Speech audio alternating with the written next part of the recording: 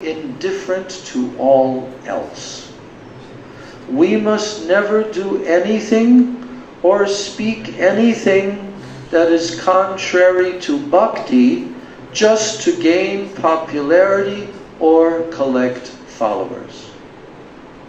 We must remain simple and straightforward in our actions.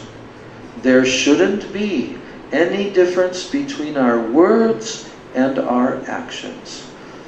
We must never try to gain the favor of those who are indifferent to bhakti by displaying to them artificles of unalloyed devotion, and the feelings within our hearts should be one and the same.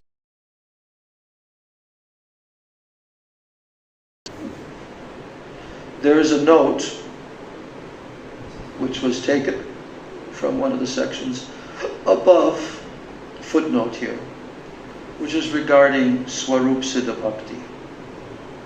And it's describing what that is. Swarup Siddha Bhakti.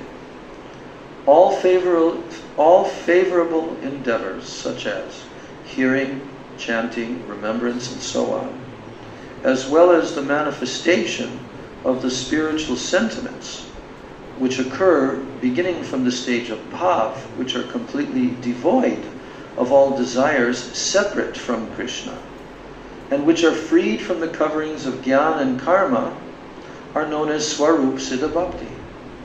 In other words, all endeavors of the body, mind, and words that are related to Krishna, to Sri Krishna, and that are performed exclusively and directly for His pleasure without any intervention, they are known as Swarup Siddha Bhakti.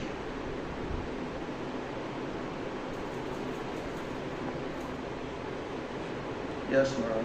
Would it be possible to say those offenses to bhakti again? The offenses to Yeah. bhakti? Was it listed in a succession? Where? What I just read, you mean? The offenses to bhakti, which Yeah. should be avoided. All right.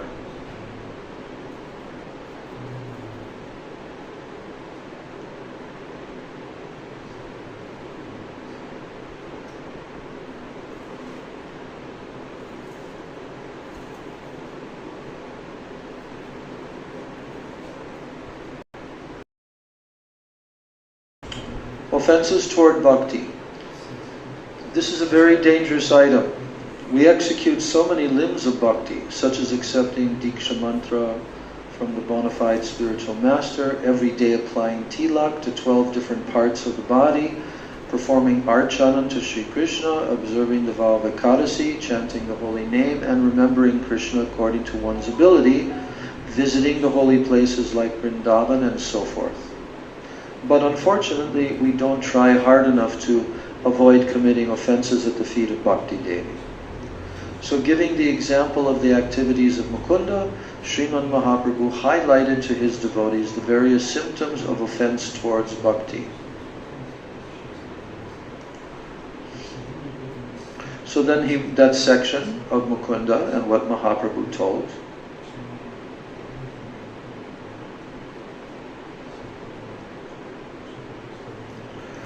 So Mahaprabhu's objectives are very grave, so there must be an extremely confidential reason for his statements here. His confidential instruction is that we cannot please Krishna just by accepting initiation and by executing the various limbs of bhakti. No. Only those who have unwavering faith in exclusive devotion can satisfy him. Those who have developed such faith, they accept the path of unalloyed devotion with great determination. They do not visit places of pure devotion is being discussed, and they listen with great interest. Simplicity, determination, and exclusive desire for bhakti, they are the natural characteristics of such unalloyed devotees. They never approve of statements or activities that are opposed to the principles of bhakti merely to gain popularity Pure devotees always remain indifferent to such things.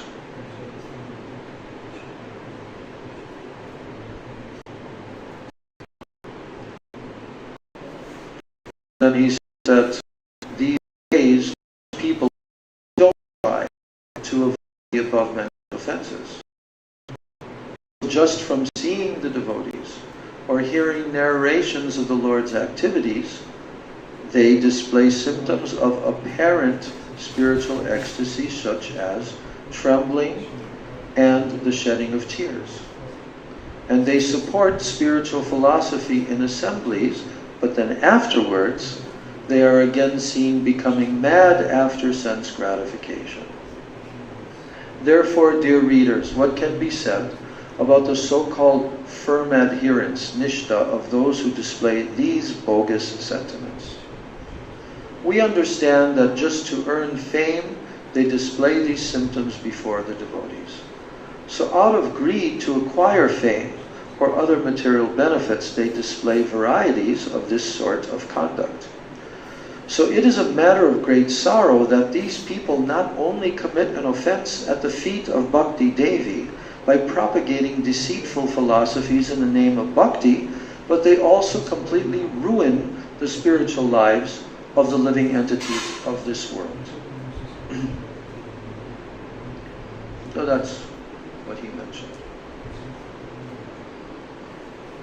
So, dear readers, we should remain very careful not to ever commit any offense at the feet of Bhakti Devi. Okay.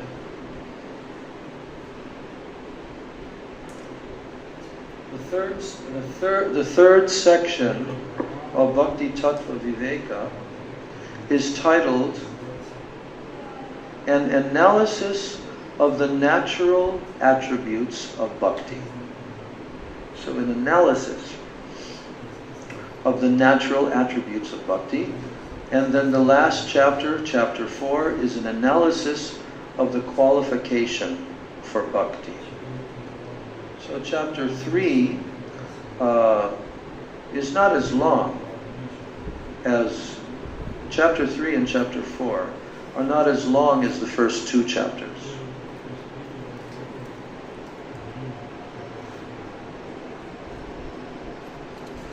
Yeah, they're both not as long.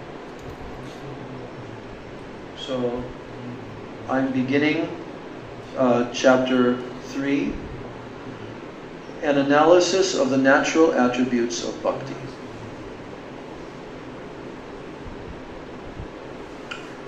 So he begins this section by composing his own verse, Srila Bhaktivinoda Thakur.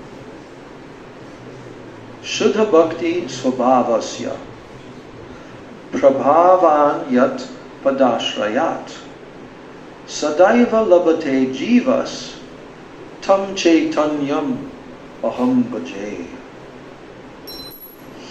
I worship Sri Chaitanya Mahaprabhu.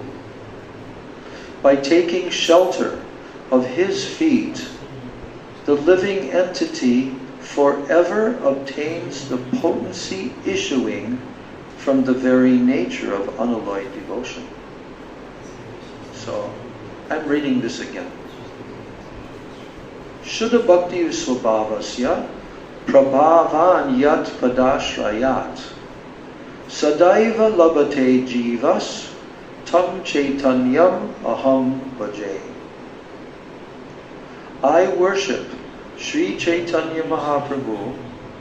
By taking shelter of his feet, the living entity forever obtains the potency issuing from the very nature of unalloyed devotion. Just by taking shelter of the lotus feet of Chaitanya Mahaprabhu, the living entity forever obtains the potency issuing from what? From the very nature of unalloyed devotion. So that's the introduction to this chapter, which is an analysis of the natural attributes of bhakti. Now, Shuddha Bhakti. How does Shuddha Bhakti manifest? Shuddha Bhakti manifests along with 6 symptoms. If Shuddha Bhakti is manifesting, these 6 symptoms will definitely be manifesting along with it. So what are they? You've heard these before. Kleshagni Subhada, Moksha Laguta Krit, Sudurlabha, Sandrananda Visheshatma, Krishna Karshani. So that's just the list. These 6 symptoms are, first, Kleshagni. If Shuddha Bhakti is manifesting, this will definitely begin to manifest. And what is immediate relief? Immediate relief from all. Now, you have explained, and our Gurudev has explained in Bhakti Rasamrita Sindhu Bindu, that these 6 are divided into pairs. 2, 2, and 2. In the stage of sadhana bhakti, these 2, Kleshagni, immediate relief from all kinds of material distress, and Shubhada, that means it brings all auspiciousness. So Kleshagni and Shubhada manifest in the stage of what? Sadhana bhakti. Now, and sadhana bhakti goes all the way up to which stage? Asakti. All from Shraddha all the way up to Asakti. That's all sadhana bhakti. So, if it hasn't yet manifested in your own perception, then you ain't reached the higher stages yet. Now, the next 2, number 3 and 4, are called Moksha Laguta Krit. What does that mean? That liberation, moksha, it becomes insignificant in comparison with what? With the Shuddha Bhakti.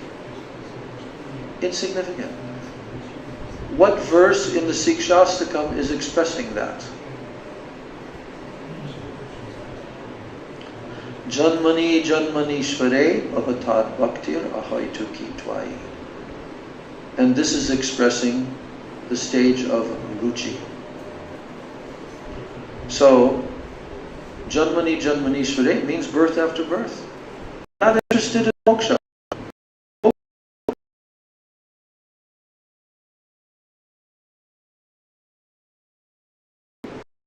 Number 4, Sudurlabha. You know the meaning of that. He's extremely rare. Extremely rare. Sudurlabha. So, yes, it's extremely rare. Rarely achieved. That means asakti. Okay? Sudurlabha. Now comes the last 2, which are noticed, what? In the stage of bhav.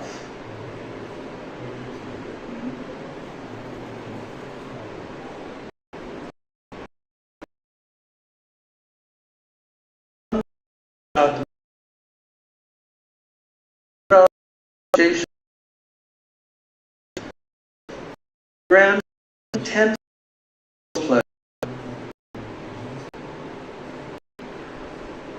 Sandrananda Visheshatma. It grants intense transcendental pleasure. And the last one, number 6, Krishna Akarshani. What does that mean? That means it is the only means to attract Sri Krishna. There is no other method that you can attract Krishna. No other method at all to attract Krishna. Except for this Shuddha Bhakti in that highest stage. Now in the stage of Sadhana Bhakti, only the first 2 symptoms appear. Oh, I got it wrong. In the stage of Bhav Bhakti, the first 4 symptoms appear. And in the stage of Prem, all symptoms appear. I thought I made a mistake there. Yeah. So now it's set correctly. So just imagine, you got to get up to the stage of bhav before kleshagni and shubhada will fully appear. But then in the stage of bhav, then mokshalaghutakrit and sudurlabha, they appear. And then in the stage of prem, sandrananda visheshatma, unlimited transcendental pleasure. And Krishna karshani, Krishna becomes attracted only to that. Only to prem bhakti. So now he's analyzing these 6 different symptoms. First one, Klesh Agni. Bhakti Devi completely removes all distress, all klesh of those who take shelter of unalloyed devotion. That's done by Bhakti Devi. All distress will be removed by those who take shelter of pure bhakti, Shuddha bhakti. Klesha is of 3 types. Sin, that means pap. Then sins in their seed form, which is called papa bij. And ignorance, avidya. So klesha, distress, there are 3 types. By sins, by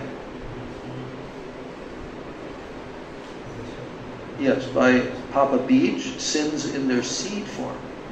They haven't yet sprouted. And also avidya. Now due to the sins committed by the jiva in innumerable lifetimes, or the sins that he may commit in his present or future lives, he has to suffer various types of distress. The prominent sins have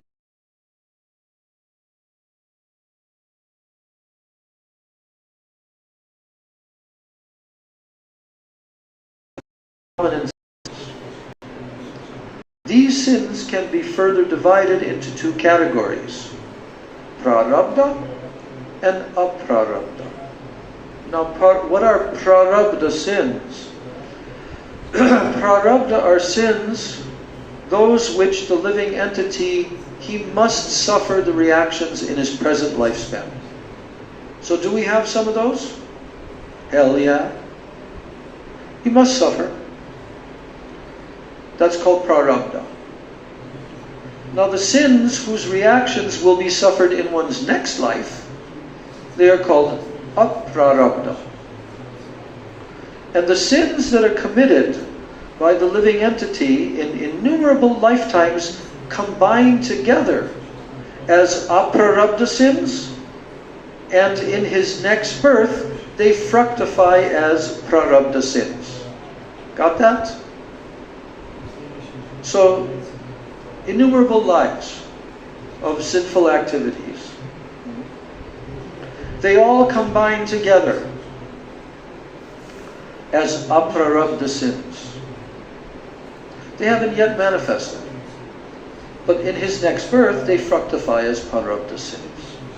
So hence, within the jurisdiction of eternal law, within the jurisdiction of eternal law, the jiva is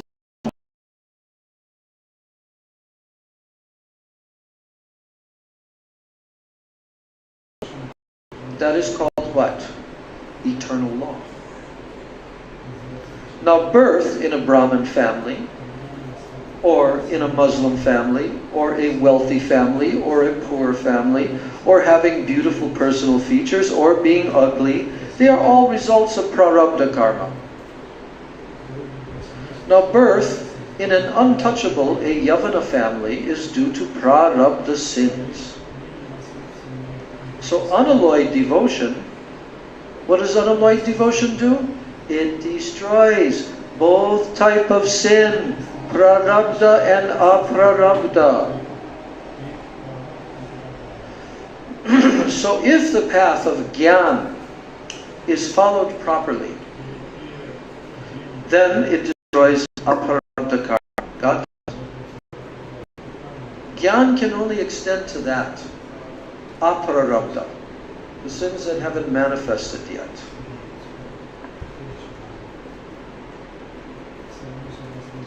If the path of Gyan is followed properly, it destroys aprarabdha karma. But according to the scriptures of the Jnanis, one must suffer the reactions of his prarabdha karma. But bhakti also destroys prarabdha karma. Even what you are destined in this life, bhakti destroys that. Here's the verse from Srimad Bhagavatam, Canto 3, 33.6.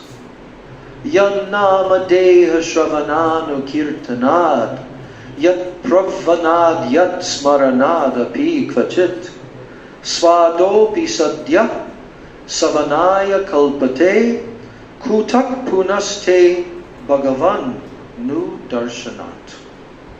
Devahuti said to her son Kapila Dev, "Oh my dear Lord," this is like right at the very end of the whole chapters of Kapila Dev's teachings.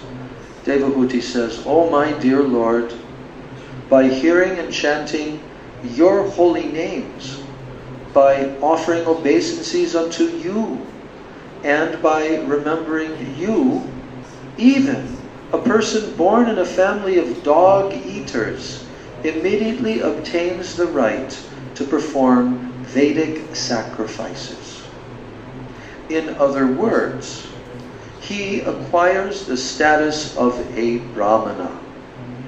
What to speak then of the benefit one can achieve by receiving your direct darshan?"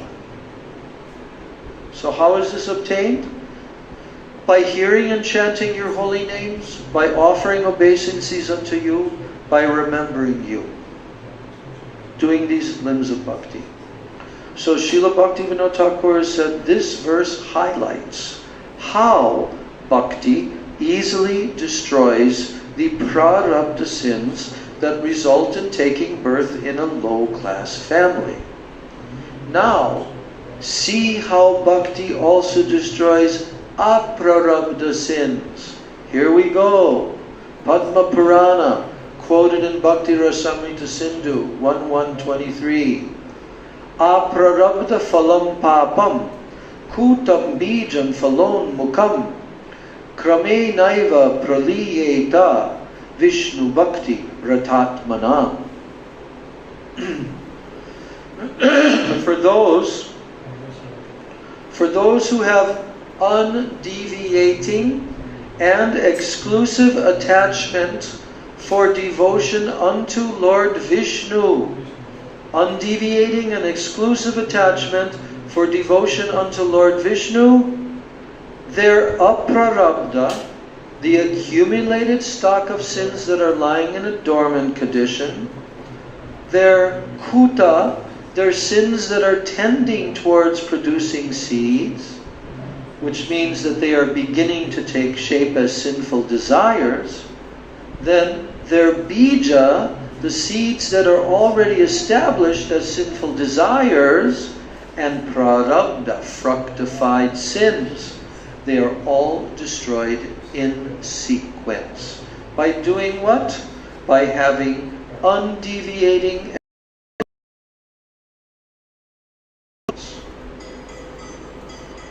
Now the purport is that for the destruction of their sins, the devotees need not to perform any separate acts of either karma or jnana as an atonement. Not required. The desires to commit sinful activities that are situated within the heart of the living entity, they are called papa bij. That means the seeds of sins. Now, papa bij can only be destroyed by bhakti. There's no other way. Here, Srimad Bhagavatam is quoted from the 6th canto, 2nd chapter. And it's quoted by Rupa Goswami also. Taistan yagani puyante tapodana vratadibi na dharmajam tad dridayam tad api shangri sevaya. So the systematic methods for the atonement of sins that are prescribed in the scripture, because this is from 6th canto, 2nd chapter, and that's where they're discussing how is it possible? How is it possible? So, the systematic methods for the atonement of sins that are prescribed in the scriptures, such as the performance of difficult vows like Chandrayana. As a footnote, we're not reading that. So difficult vows like Chandrayana, giving of charity. What do they destroy? All these? They destroy only those sins for which they are specifically prescribed. That's it. Those atonements, they do not destroy the seeds of sins, or in other words, the sinful desires that have arisen due to ignorance. Sinful desires can be removed only by engaging in the service of Krishna.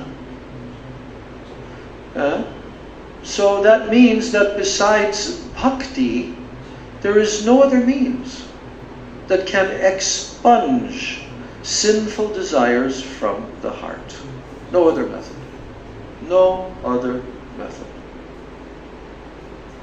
Sinful desires can be removed only by engaging in the service of Krishna. No other method, no other means besides bhakti can expunge sinful desires from the heart. Now, as soon as Bhakti Devi appears in the heart, all sinful desires, as well as any desires for piety even, desires for piety, they're all destroyed at the root. The following verses from the Padma Purana and the Srimad Bhagavatam, they describe how bhakti eradicates ignorance of vidya. Kritanu yatra vidyabir hari bhaktir anuttama avidyam nirdahatyashu dava jvalena pannagim. When Hari Bhakti appears, she is followed by the knowledge potency, Vidya Shakti, which immediately dispels the ignorance situated within the heart of the living entity, just as a serpent is burnt by a blazing forest fire. Yes. Bhakti Devi. When Hari Bhakti appears in the heart, then she is followed by the knowledge potency, Vidya Shakti, which immediately dispels the ignorance situated within the heart of the living entity, just as a serpent is burnt by a blazing forest fire. And the second verse being quoted,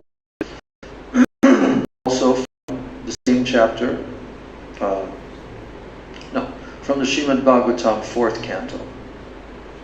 Yat pada pankaja palasha vilasa bhaktya karma shayam gratitam udgratayanti santa tadvanna rikta matayo yatayo piruddha shroto ganastam aranam bhajavasudevam. These are all quoted in Bhakti Rasamrita Sindhu. Here, Srimad Bhagavatam, 4th canto, 22nd chapter, 39th verse, is telling that ascetics who have detached their minds from the objects of the senses, by keeping their senses away from those objects, they cannot easily untie the knot of false ego from their hearts. No. They can do much as they detach their minds from the objects of the senses. They can keep their senses away from those objects. But what can they not do? They cannot easily untie the knot of false ego from their hearts. But on the other hand, the devotees, who are exclusively engaged in transcendental loving service unto the lotus feet of Sri Krishna, they can untie this knot in no time. So hence, one should engage in bhajan of Sri Krishna, who is the supreme shelter. Now, Bhaktivinoda Thakur quoting,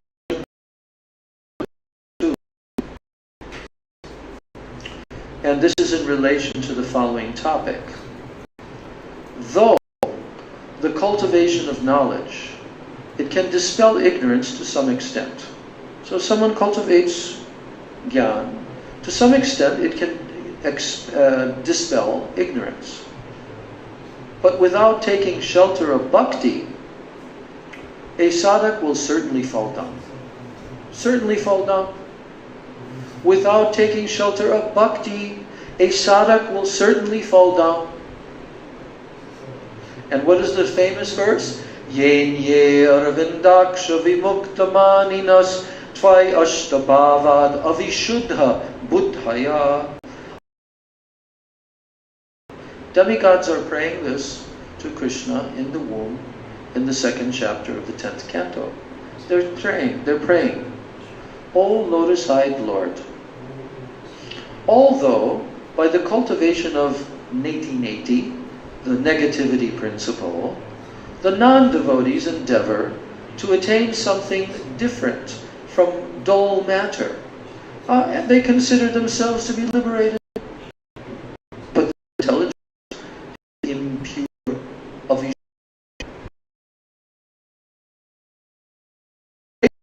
humanity. They cross the ocean of nescience to attain the stage of Brahman, but because they have not taken permanent shelter of your lotus feet, they fall down from such a stage. So now Bhaktivinoda Thakur is appealing to his gentle listeners.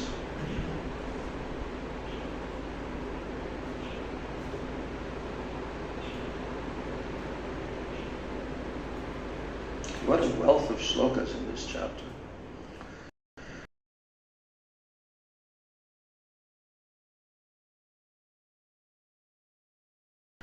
You surely heard the word avidya before. You must be eager to know its intrinsic nature. What is the intrinsic nature of avidya? You've heard the word avidya, but you must also be eager to know its intrinsic nature. Therefore, I will explain a few points in this regard. Points about what? Avidya. Yeah? What is the intrinsic nature of avidya? Sri Krishna possesses unlimited varieties of potencies, shaktis. He possesses unlimited. Amongst them, Chit Shakti, Jiva Shakti, and Maya Shakti, they are prominent. But he has unlimited. Chit Shakti displays Bhagavan's abode, his Dhamma, and also all the paraphernalia necessary for his pastimes. That's Chit Shakti. Leela, another name for Chit Shakti is Swarup Shakti. Jiva Shakti produces innumerable living entities. By nature, jivas are purely spiritual. They are Chit Tattva, but due to their incomplete constitution, they can be trapped by Maya, the illusory energy. Because of what?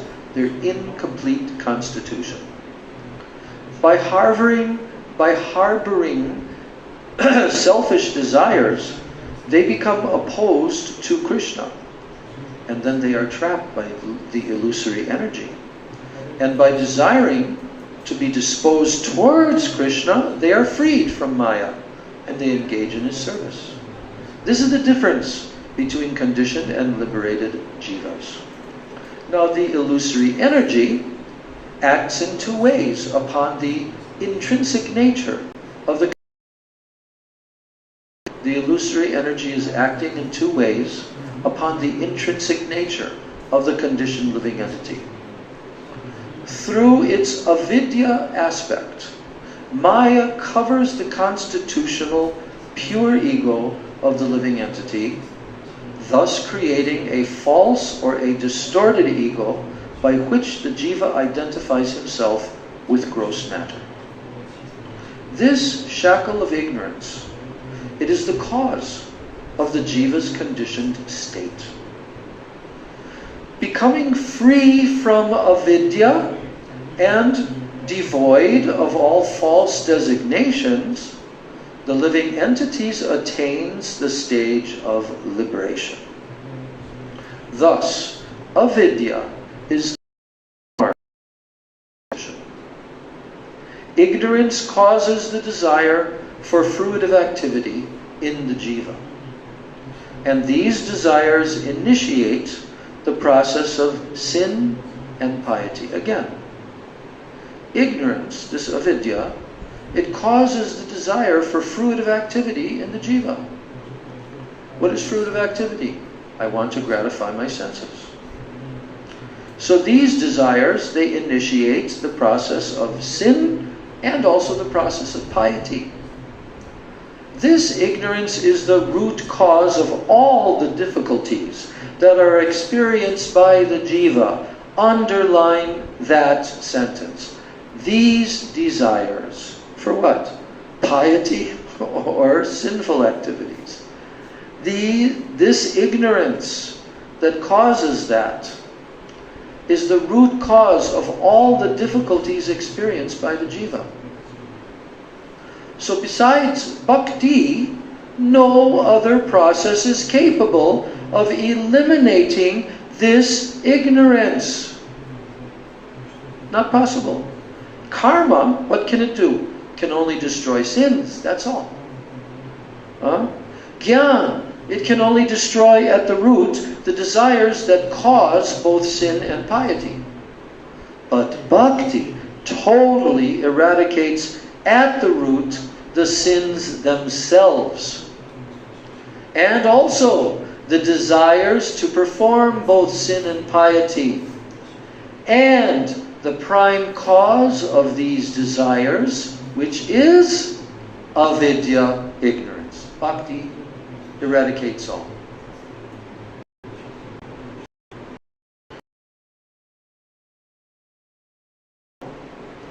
Because Bhaktivinoda Thakur has divided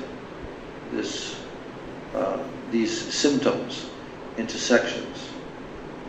Now, you know the six points that he was making. Kleshagni, Shubhada, like that. The second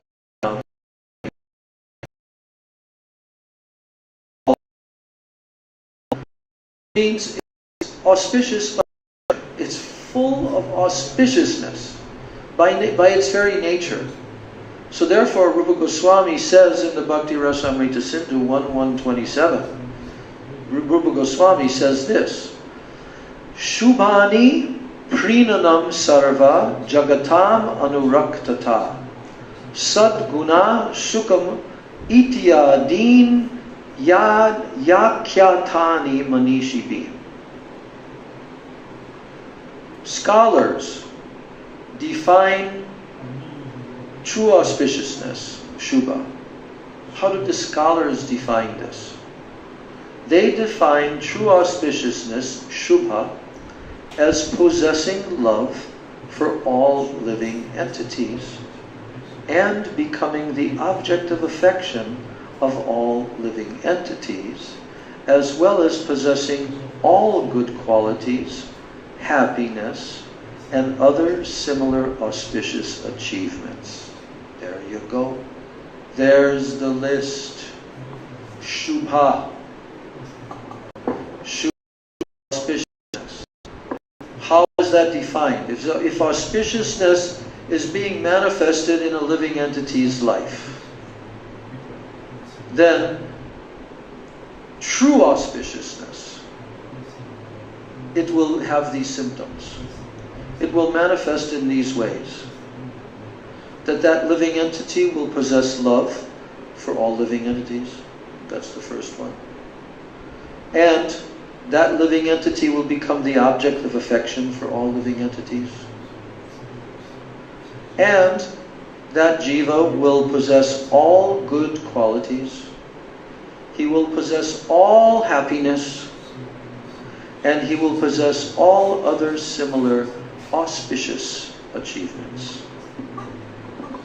Now the Padma Purana explains what is meant by possessing love for all living entities. We can ask that. What does that mean?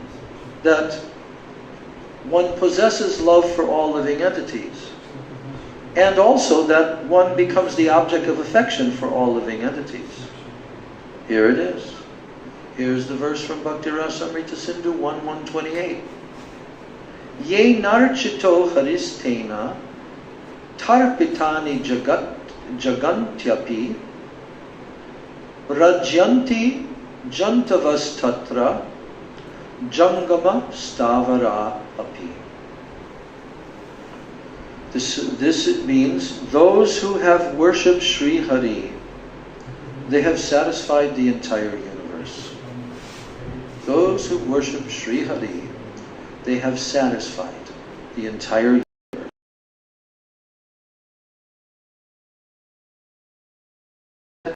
In that, they love them. Where is the Shri? In which prayer?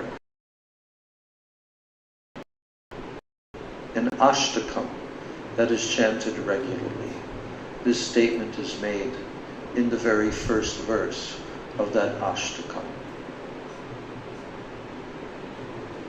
Krishnod kirtana gana nartana paro premamritambo nidhi dira dira jana priyo priyakaro nir baravahantarako bande rupa sanatano raguyugo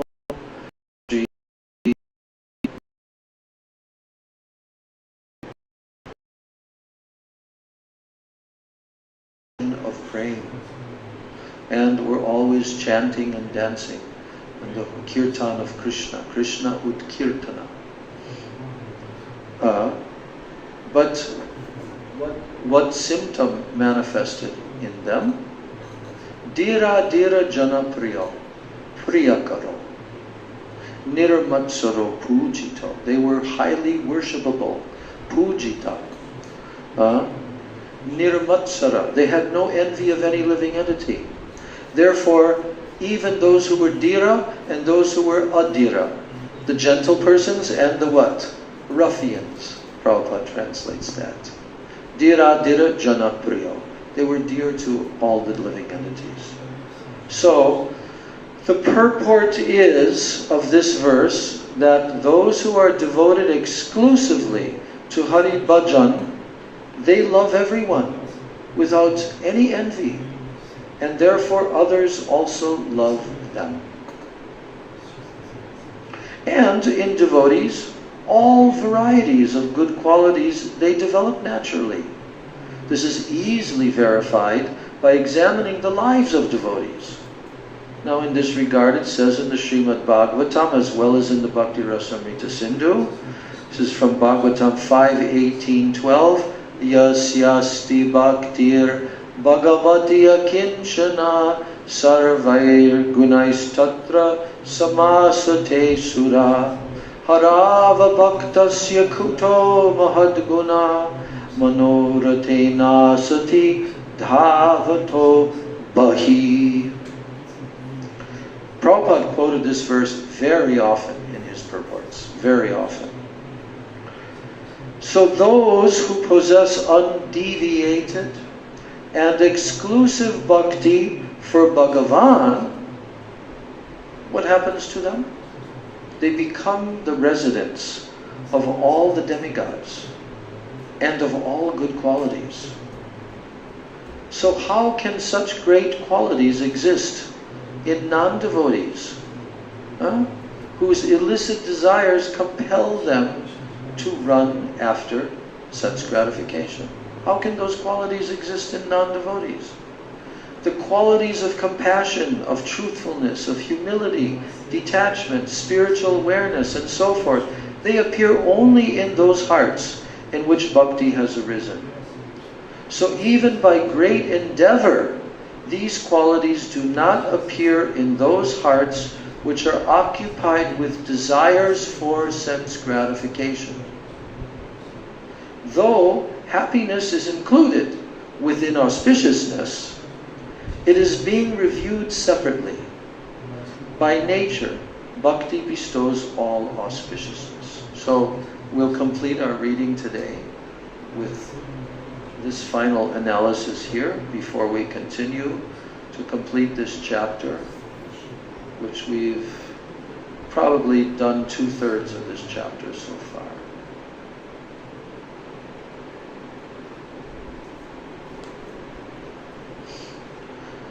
Jai Srimad Bhaktivinoda Thakur ki jai, Bhakti Tattva Viveka ki jai, Ananta Koti Vaishnava Vrinda ki jai, Samagata Gaur Bhakta Vrinda ki jai, Nitai Gaur Prema Anande Hari Hari Gaur. Hare Krishna, Krishna Krishna Hare Hare, Hare Rama,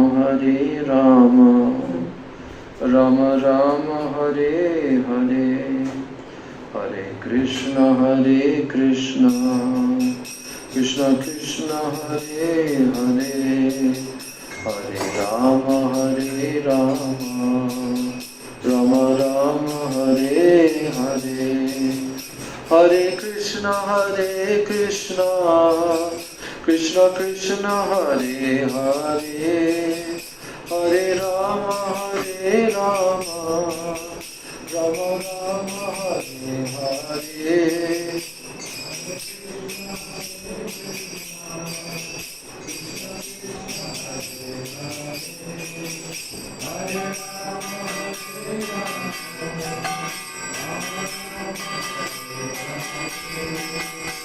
Hare Krishna, Krishna Krishna Hare Hare, Hare Rama, Rama Rama Hare Hare,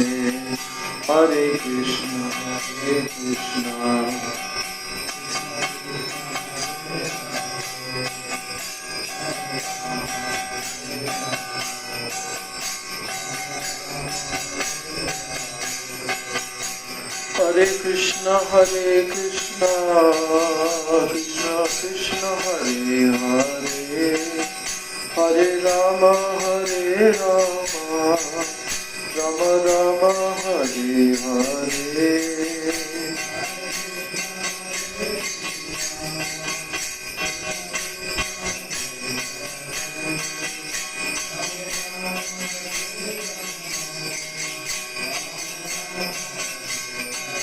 Nitai Gaur Hari Bol, Hari Bol, Hari Bol, Hari Bol.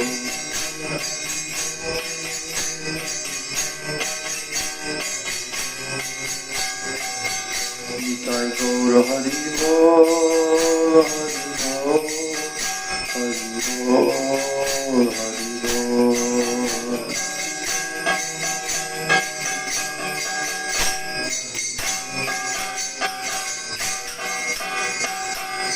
Jai Shri Nitai Gaur Premanande Hari Hari Bol.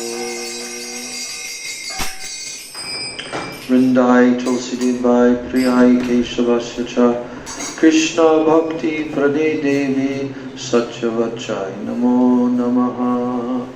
Vansha Kalpatarubhyascha, Kripa Sindhubhya Eva Cha, Patitanam Pavanebhyo Vaishnavebhyo Namo Namaha. Jai Shri Gauranga Mahaprabhu Ki Jai.